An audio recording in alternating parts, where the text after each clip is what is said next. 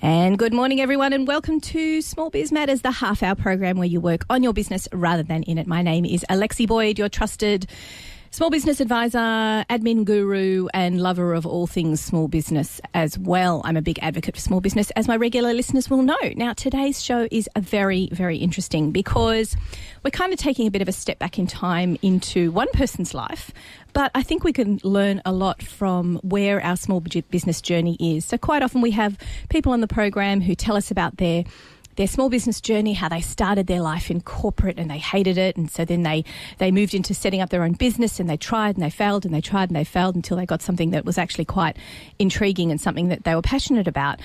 Some people out there are lucky enough to recognise what life skills they bring with them rather than what they bring from just having a job. And today's guest is just that. We have John here from Gone Bush Adventures.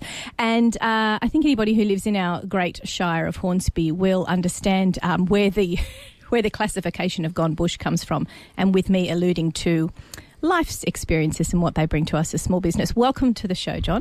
Thank you so much, Alexi. Now, we had a wonderful chat a few weeks ago when we were talking all things small business, and you and I are both very passionate about it, coming from different angles. Me as sort of, I guess seeing businesses of all kinds, but you see businesses of all kinds with what you do as well, don't you? We certainly do.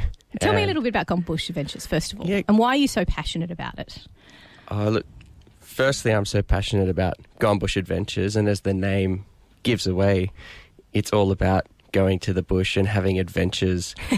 Why I'm passionate about it is because I've experienced it firsthand, and now so honoured to be able to share it with more people. But the bush experience really does nourish the soul, and it's a platform for us to be able to grow and learn more about ourselves, and if we're with other people, learn more about others, and actually feel a true connection to country, which I guess is something that's so strong in the Indigenous culture and that they often talk about. But I feel it's on our doorstep, it's all around us, and it invites us in, and it's too easy to forget that it is there, and that we can actually go there for so many reasons. So Gone Bush Adventures is about partnering with various companies, you're right, from all kinds of different sectors and different size companies, and looking at that bush experience and how can that reinvigorate the company or the culture, or inspire new forms of leadership or performance of teams and connections. So it's about using the bush to unlock something much more within these organisations. And which area of Hornsby did you grow up in, and how come you are so well connected to the bush itself? I grew up on the Pacific Highway, which I've noticed recently has been renamed to Pete's Ferry Road. Oh, right. Yeah, you were up the west side. Yeah, Hookham's Corner. Uh-huh. So just on the doorstep of Hornsby Heights, and some lovely, lovely bush area. And I guess, playing in the parks, the beautiful parklands and bushy parks all around the Shire as a young fella, coming through the ranks with my brothers and sisters. And you were part of a big family too, weren't you? Part of a big family, yeah. And do you think that's helped nurture that spirit of kind of bringing people out into as groups? So I guess you understand the group thing. I myself am an only child. Many of my listeners will probably guess that. But I don't really understand how sibling thing works. And do you think growing up with that environment around you has given those skills? Quite possibly. Yeah, I think you just realised that. I just psychoanalysed you live on air. I apologise for that. That's all right. But yeah, having those brothers and sisters around you would make you, I guess, more understanding of group dynamics.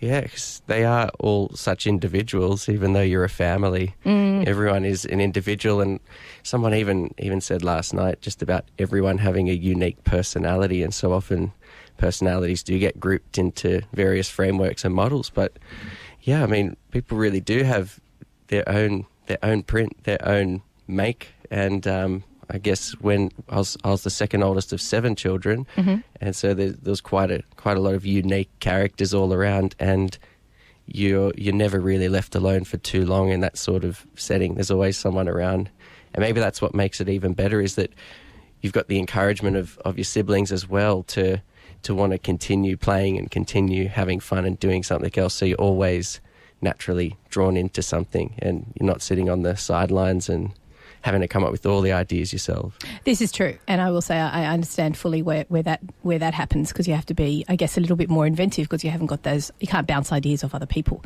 but then you don't have the skills to bounce ideas off other people either. It's more, these are my thoughts, and this is sort of, there's no debate, so this is sort of the path that I'm on, and there's no deviation from that.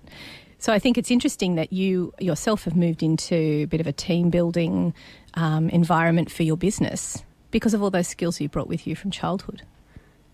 Never thought of it that way, but it does make a lot of sense. That's where starting to naturally find a good fit. And Now you work with, is it your brother? Yes. Yeah, my older brother Josh. So we're the two oldest of the 7 kids, and we started Gone Bush together just on 3 years ago now. And we're very much each other's wingmen in business, and we really are enjoying working together, and it's been a real interesting journey having that dynamic of starting a business with a family member, which at times has been, has exacerbated some of the challenges and strips away some of the filters, and sometimes get to such a rawness and authenticity that it just makes it quite an intense journey. But it's also been a nice opportunity for us to then, as brothers, be able to work on a working relationship and getting that to a really good point where we can both just feel like we're contributing to the best of and playing to our strengths, and actually, making sure that we're feeling sort of individually fulfilled through the contribution we're making to the company.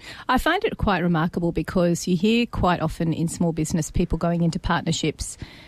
One, because there's 2 different very clear skill sets. One's the creative, one's the numbers person, one's the business driver, the other person's the ideas person.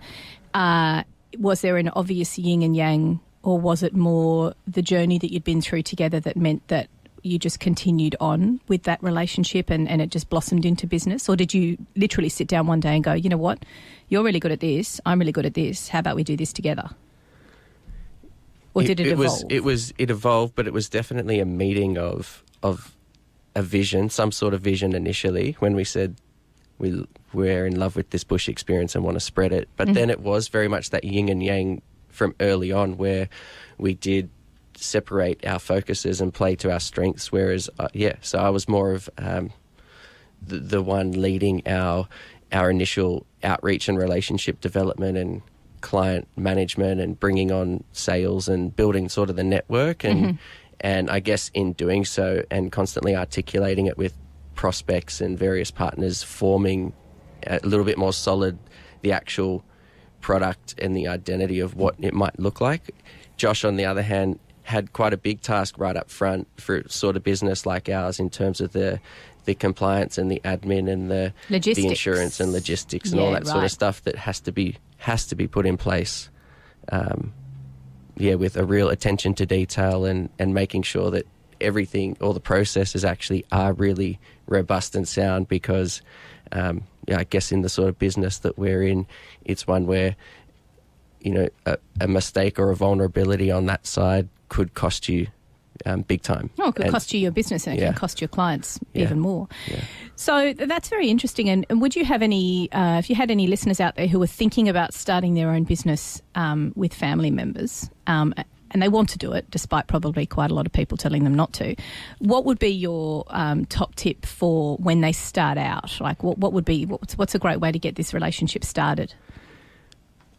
I'd say it'd come down to communication, probably both the level of openness in the communication and the frequency of it, so that there is really this feeling that you're working together on something, and that, for example, in our business, there were periods where the focus really was on sales and marketing, and so it was more in my area. But then, even when all the excitement is in a particular place, the other person has to still be able to contribute and really be along for that ride and making their mark. So I think constant communication and not letting too much distance grow between you, even if there's a divergence in your initial roles when you're setting it up, is really important. And then the openness of that communication, because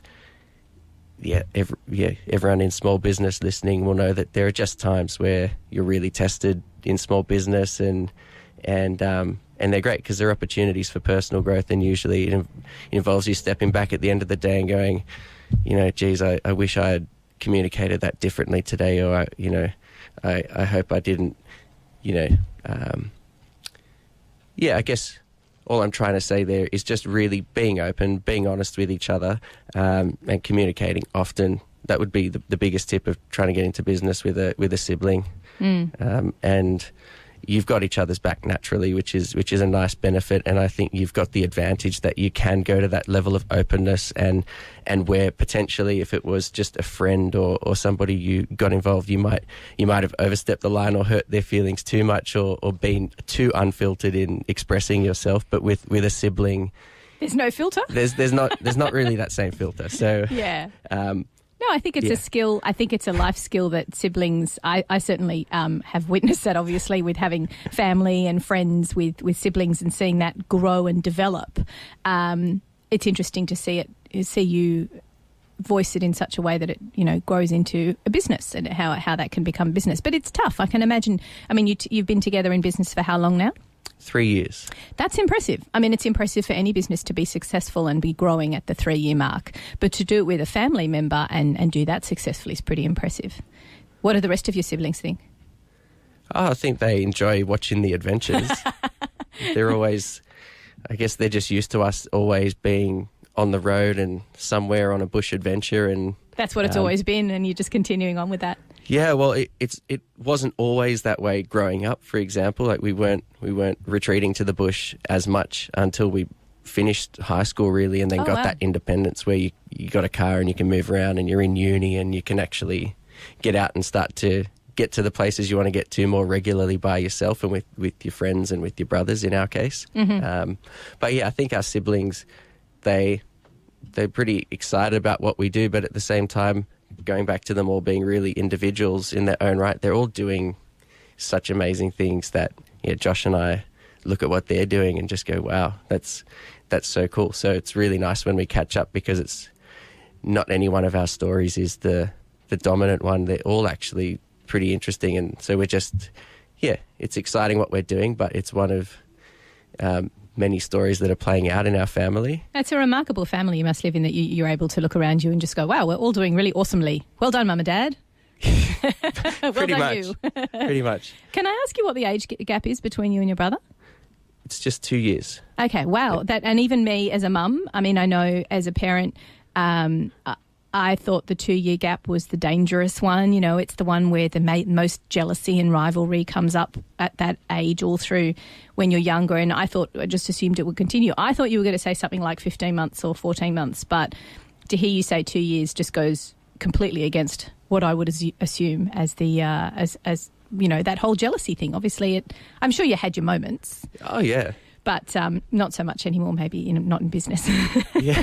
So you both take the groups out. And I want to talk a little bit about the process that you take people on, because today not only want to talk about your journey and bringing on life skills into creating a business, but also the importance of really understanding, I guess, the corporate, what am I trying to say? When you go out and you do these corporate adventures and stuff, I mean, it's not just go out to the middle of the bush and build things with glue and spaghetti, is it? Building spaghetti towers or things like that. What's the point of taking a group out as a corporate group to help them build as a team? Do you actually have sort of team building exercises where they fall backwards on each other, or is it more just being out there and taking me through the process? Yeah, it does end up being a mixture of there are some activities, but not the sort of overly contrived ones, mm-hmm. and also in our case, not the overly physically demanding. So we're not we're not making everyone go and abseil down the cliff or do rock climbing or those sorts of things. We have been focused on just bushwalking, and then choosing routes that are accessible to the groups that we're working with. And if they are up for a bit more, then doing something a bit more adventurous. But then if we need to, dial it back a little bit, focus on actually just the connection to the environment out there, and then what that can do for the thinking of the group or the connection of the group.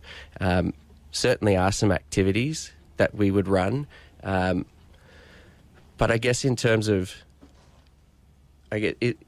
Would you mind like just honing in that question, because I'm just having trouble? Well, I guess because I understand the idea of team building exercises, but for me it's centred around, as you said, those more physical activities. How do you build a team when you're simply just walking through beautiful bush? Thanks you. Yeah. Now I got my train of thought again. Yeah. Yeah, it's interesting because it's not really an approach that has been popular in the corporate space, at least since about the mid-90s. And there was a wave of this through the late 80s and the 90s, led by organisations or companies like Outward Bound, who many may have heard of or even participated in those sorts of programs. And there were other operators as well that were really championing basically outdoor education as a form of both that team building experience, but also leadership development and even into strategic thinking and other business related outcomes that would usually be achieved through an offsite or a development program. And really made the case that, well, instead of going to a resort and then bringing in an activity provider who might be building a spaghetti tower with glue, or you might be running around the place in different coloured shirts or whatnot, working on some challenge. The initial wave was about saying, well, there's a more powerful platform and a more natural platform to actually get the sort of results and make it more integrated with the overall objective of the event. So it's not these team building aspects, they're not sort of disconnected pieces that you've tacked on to your event, but they actually are strategically part of the event itself and built around those experiences. That approach through the 90s, then it actually did start morphing off and becoming far more sort of activity driven, and also the demands of the market change, where they want shorter experiences and faster experiences to get those sort of results. So a lot of those old organisations sort of lost their traction in the market, and this outdoor education approach of team building and development fell away for quite some time, and there weren't any real leaders in the space, and it was not a widely used approach, particularly amongst the corporates. And certainly this is through the conversations and client relationships that we've made over the last 3 years, and sort of unpacking this story, and then realising that actually what we're doing in the last few years is sort of reviving this outdoor education approach within the corporate space, and saying that in the outdoor and in that environment, you have a natural advantage when you're trying to do a team building program, or when you're trying to do a leadership program, or a strategic event with members of a team or strategic partners. And there's so much science around why it is a natural environment that gives you that advantage in terms of the physical, the psychological, the mental, the health benefits in a real broad sense. But then also it is that environment which strips away those filters. And when you are doing something as simple as bushwalking, and what we do as well is bring in facilitators who then frame the thinking of the conversations and some of the activities. So it's not all sort of, let's build a little structure, but it's a mixture of reflective activities. It's a mixture of, sharing ideas and exploring perspectives. And even having individual experiences in the bush and reflecting on them, and having time and space, and trying to actually create an energy over the time that we've got with the groups that we've got, that actually just complements what they're trying to get from the event. So I can imagine every group's a little bit different, isn't it? Because by the sounds of it, you have to not only mould the event for the different body types and the abilities of the people who are coming, but also what the company's trying to achieve and what they're trying to get out of the group, and then the personalities of the group. I mean, I can imagine taking 10 people away from a corporate who may or may not actually appreciate or like one another, and throwing them into that sort of environment. I'm actually going to take a break in a second, but I want to pick your brains and see if you can tell me.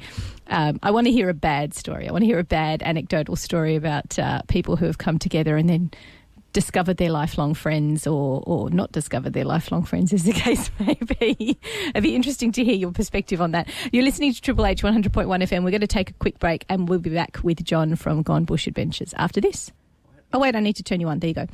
You're very passionate about it. We were talking about before the break how you've used your skills not just through your business journey but also through life to build up your business. And I wanted you to have a think about some interesting stories from the groups that you've had on the journeys that you take them on, going out bush with Going Bush Adventures. Can you give me an example of a really great experience that you saw where there was some serious personal development going on? Yeah, one sprung to mind as soon as you asked me before the break there, and it was an adventure that we did late last year with a group of HR executives from Holden, and they were quite in the media a lot last year because they closed down their iconic plant outside of Adelaide. Yeah, so quite a lot of negativity and negative feeling in the company at that stage. Yeah, it was just a tricky time and a time of a lot of change, and a time where, particularly for this HR team of leaders that we were working with, they were really the ones within the organisation having to deal with a lot of the uncomfortable parts of that transition, like laying off a whole lot of people and dealing with restructures internally of the business, and some of those restructures actually involving making themselves redundant in the process. So there's a lot of sensitivities, and it was an environment, a very family environment,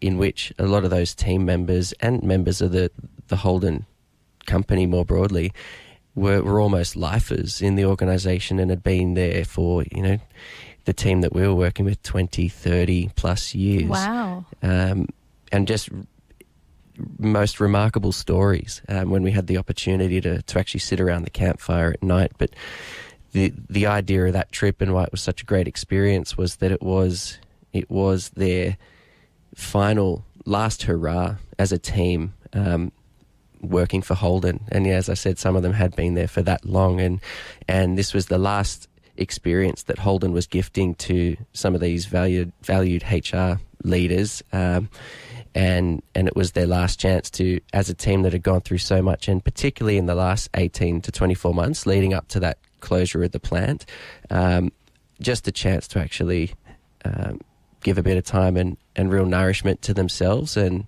step back and, as a team, just really be grateful for the journeys that they've each had, and really support each other in taking big next steps and great next steps forward wherever they might be. And for a lot of people in the group, that was a significant milestone because their identity and everything about their lives almost had been wrapped up around their time with Holden. And so it was a really, in some way, really proud of that one, and saw that it was such a powerful platform. What we did was we got them out of Melbourne and Adelaide, where they are sort of more based, and brought them up to the Blue Mountains outside of Sydney to just get them in a completely different scene. We, over 2 days, did a customised version of the 6-foot track in the Megalong Valley, and stayed overnight down there in the beautiful 6-foot Eco Lodge, and just had such a magical experience and just time and space that ordinarily, and with how busy life really is these days, that you don't normally get, and especially to enjoy and appreciate that time and space with people that were so close and valued each other's connection so deeply. It was special, and just being sort of a casual observer around the campfire that night and around the dinner conversations, just the stories were incredible that all these people had with their journeys with Holden, but also the depth to their in-jokes and their sort of 30 years their little of clicks. Yeah, I mean, it was a remarkable experience, and there were tears reflecting back on some of the highlights of that time they had together. And yeah, I even heard as recently as just the other week from the leader of that team, that still the impact of that kind of event has remained with the group, and something that they're still holding very dearly, and that it really was the perfect way to wrap up and to nourish their connection as a team. And so I guess that's just one thing where, I mean, we could have built spaghetti towers, or we could have done something like that instead. And I guess that's I guess why I'd advocate for. Let's go back and have those sort of nourishing experiences. Do you think part of the reason why those connections, it sounds to me the way you're describing it is basically because of the space and the environment that you're in. Does that play the major role in it? Do you see yourselves as secondary? All the facilitating you do is just secondary to the natural bush that you're surrounded by? I see it that way, yeah, I do. I see huge value in the facilitation and some of the structuring you can do to that time out there. Mm-hmm. But I'm a massive advocate, and I do believe you get such a huge benefit just from actually being in that place and having that time and space. And then, of course, everything else that we can contribute around it really does ensure that we're able to focus and guide the adventure to a particular outcome. Whereas it can be easy in that setting, particularly with a group scenario, to chit-chat your way through and maybe not really take in the surroundings, or if there was a reason that you're supposed to be out there, maybe not quite really get into it in any way. And so I think you'll get a lot. You'll feel your soul nourished by going out and doing that sort of a thing. But in a team environment where there's quite a lot of people coming together, if there's a particular objective, then I do think there's a lot of merit in then that how you put the trip together, how you think about what you're going to do, and the sort of experiences you might encapsulate within the adventure to really complement what's happening along the way. Yeah, of course. And I guess those of you out there who might have a team that could potentially benefit from this either by strengthening the bonds that you already have, or, maybe facilitating some issues that might be part of the team. And this is a great way to do it, definitely. I guess if people are out there looking for this sort of corporate building activity, what they're looking for in your expertise is the balance between that sort of space and that giving everything space and time, but also having good facilitated activities to make sure you actually get an outcome at the end of it. That's right. And last point on that sort of facilitation style is that we do work with a range of facilitators who, some of them are, very much subject matter experts. Some of them are more just facilitation experts, but then also more common form of facilitation that we're integrating into our adventures is an Indigenous perspective as well, where we are starting to partner with various cultural educators and some from around, the Hornsby area as well, and in the Central Coast and also South Coast and Blue Mountains, where we can actually, and also outside of other major capitals, where we can integrate Indigenous both experiences and perspectives to enrich the journey further, which we think is another sort of, I know it's a side point, but it's another hugely powerful part of this work and something that does motivate us as well. And we think that if we can be a catalyst as well in the way that we operate to refocus people on some of that traditional wisdom as well as a way to nourish and develop themselves, we think that's a really worthy paradigm to consider. Yeah, no, it's absolutely right. And it sounds to me like you've covered so many different facets, not just the environmental space itself, but actually the, I don't want to say activities, it just doesn't seem right in this perspective, but I guess the events, the mini events within the event. I like the way you describe it as an event, because I guess with this sort of line of work, it would require a huge amount of organisation for each thing. And that brings me around to what I wanted to talk to you about as well. It's one thing to start up a business and have a great idea like this one, and often you get that impetus and that initial real gusto to get you going. You've obviously been running for 3 years. You're working with partnering with your brother and partnering with a lot of different organisations to bring in those expertise areas as well. How do you take it to the next level? What's your advice for someone who's working on this sort of a business or in this scenario to grow? I mean, do you really ever just sit back on your laurels, or what is it that you need to do to grow the business? Yeah, you need to be doing things. You can't sit back on your laurels, that's for sure. And what are some of the techniques you use to sort of grow it, apart from your excellent networking skills? Networking's a huge part of it.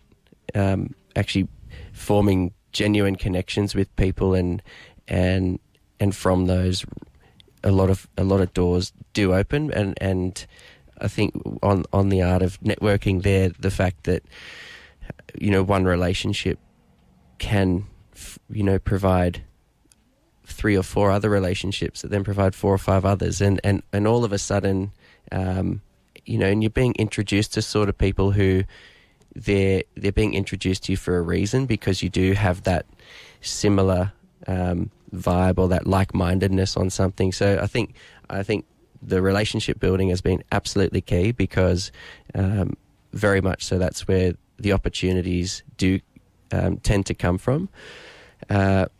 You mentioned LinkedIn when we were chatting. Why do you place a lot of your time and emphasis on that in particular as a social media platform for advertising?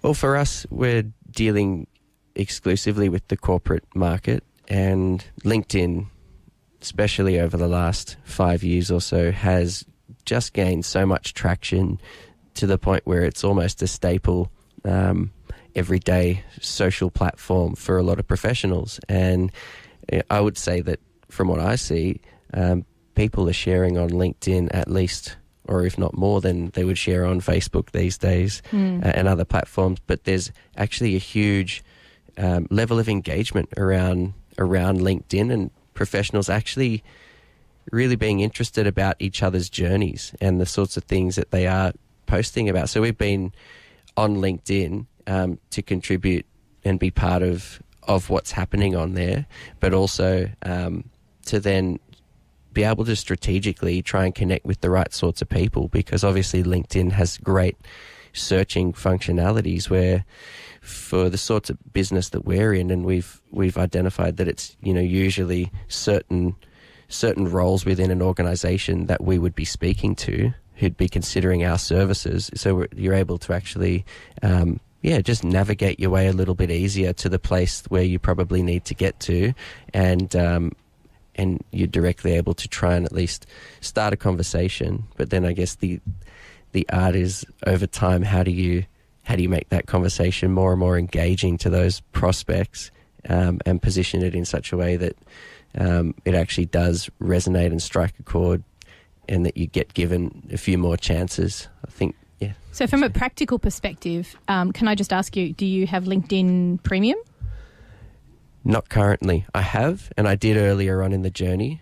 Did you think of it as more beneficial for what the sort of search functionality you're trying to do, or are you getting what you need out of it by just having the free version? Yeah, I'm getting more than enough out of the free version, and there was one thing that I always felt a bit disappointed with the premium service, was that it was all run off a separate platform, that it's not actually integrated into your... It's like an add-on. Yeah. And so, you know, your inboxes aren't synced in that platform, you know, and I wasn't too interested in some of the other custom tools that, say, our CRM would usually keep track of. You know, I was going to ask you about that, actually, because you mentioned so much the development of those relationships is so important to you. What CRM do you use?